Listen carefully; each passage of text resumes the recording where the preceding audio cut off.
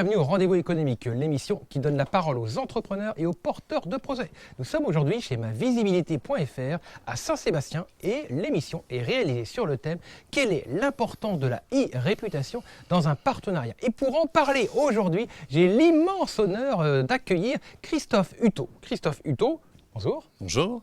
Tu es le fondateur et directeur du réseau Spiti Immobilier. Dans Spiti Immobilier, il y a déjà immobilier, d'abord. Puis Spiti, c'est le nom de l'entreprise, du réseau. Je vais vous expliquer après ce que c'est que le réseau.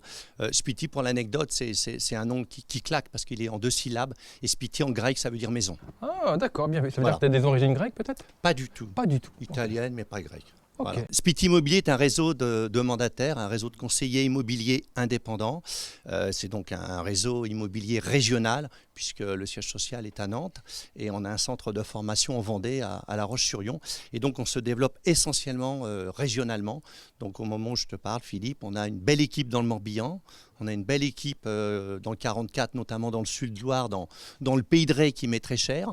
Et on a aussi une belle équipe en Vendée. Spiti Immobilier, qui est un réseau immobilier régional, recherche en permanence soit des salariés en reconversion, soit des gens déjà au chômage depuis 1 an et qui ont du mal à retrouver du salariat et qui se lancent dans l'indépendance, ou alors des négociateurs qui sont déjà en agence et qui veulent gagner, s'épanouir un peu plus et qui veulent rentrer dans un réseau pour gagner un peu plus et surtout s'épanouir, puisque le but de Spiti Immobilier, c'est de rendre les gens un peu plus épanouis par rapport à l'immobilier notamment. D'accord. Alors, est-ce que la e-réputation a une vraie importance dans ton métier? Elle est fondamentale. Donc, je suis très présent sur Facebook et sur LinkedIn aujourd'hui.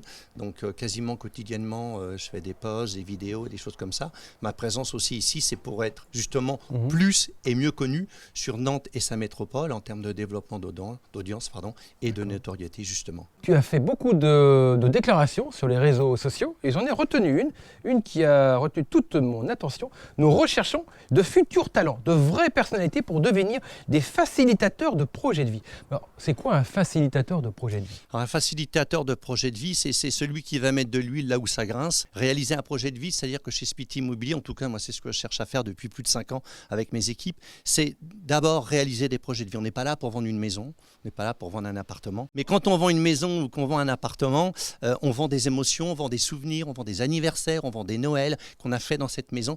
Et donc, ce sont des émotions.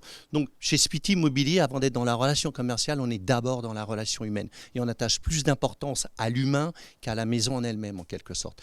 Donc, chez Spiti Immobilier, nos conseillers immobiliers, ils réalisent des projets de vie, tant du côté propriétaire-vendeur que du côté visiteur-acquéreur. Et on fait en sorte de rapprocher ces 2 parties-là dans une relation notariale, puisque l'intégralité, de toute manière, de nos actions juridiques sont faites chez les notaires. Voilà. Ok, très bien. Et quand on rejoint ton réseau, on est justement accompagné, tu es là pour accompagner les nouveaux collaborateurs? C'est ça, c'est-à-dire que j'ai une méthode très particulière, surtout la première année.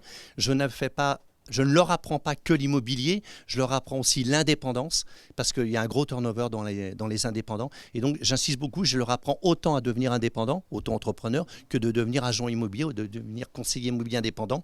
Je le fais à travers 2 méthodes. La première, c'est la méthode FACA. Et la deuxième, c'est la méthode 369. Alors, la méthode FACA, elle est simple, c'est former, aider, conseiller et accompagner. Le tout dans cette méthode 369, qui est une méthode du 1er au 3e mois, du 3e au 6e mois et du 6e au 9e mois. Parce que toute la réussite et l'épanouissement d'un indépendant, d'un auto-entrepreneur, elle se fait la première année. Et donc, il faut énormément les suivre et les accompagner la première année. Et après ils sont autonomes et ils s'épanouissent. C'était Christophe Huttot. Merci beaucoup, Christophe. Merci, Philippe. Merci.